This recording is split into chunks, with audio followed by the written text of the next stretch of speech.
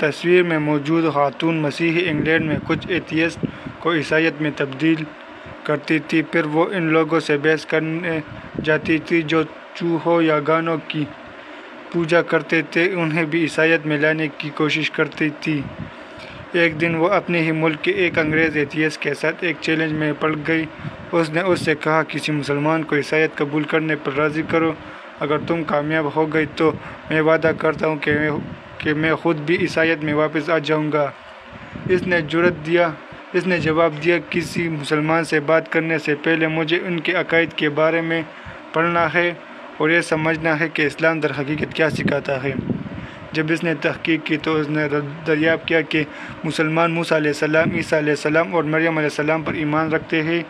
وہ حیران رہ گئی۔ اس نے گوگل پر تلاش کی اور پایا کہ یہودی کہتے ہیں کہ ہمارے پاس موسیٰ اور تورات ہے، لیکن وہ عیسیٰ علیہ السلام، ان کی والدہ یا انجیل پر ایمان نہیں رکھتے۔ عیسائی کہتے ہیں کہ ہمارے پاس انجیل، عیسیٰ اور مریم ہے، لیکن وہ قرآن یا محمد صلی اللہ علیہ وآلہ وسلم پر ایمان نہیں رکھتے۔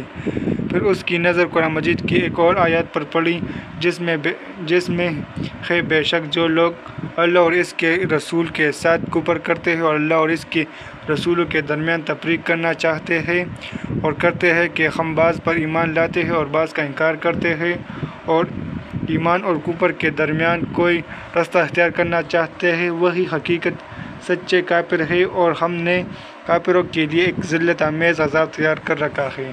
اور جو لوگ اللہ اور اس کے رسولوں پر ایمان لاتے ہیں اور ان میں سے کسی میں بھی تفریق نہیں کرتے تو انہیں ان کے اجر دے گا، اور اللہ بخشنے والا مہربان ہے۔ چنانچہ وہ اس شخص کے پاس گئی جو چوہوں کی پوجا کرتا تھا اور اسے اسلام قبول کرنے پر راضی کر لیا۔ پھر اس نے یہی کام اس شخص کے ساتھ کیا جو گایوں کی پوجا کرتا تھا، اور رہا وہ ایتھیسٹ جس نے اسے مسلمان کو تبدیل کرنے کی للکار دی تھی، اس نے اسے کہا کہ وہ اسلام قبول کر لے کیونکہ وہ خود مسلمان ہو چکی تھی۔ یہ تصویر ایک گرجا گھر کے سامنے لی گئی تھی جہاں وہ اب لوگوں کے باہر نکلنے کا انتظار کرتی ہے تاکہ وہ انہیں اسلام کی دعوت دے سکے۔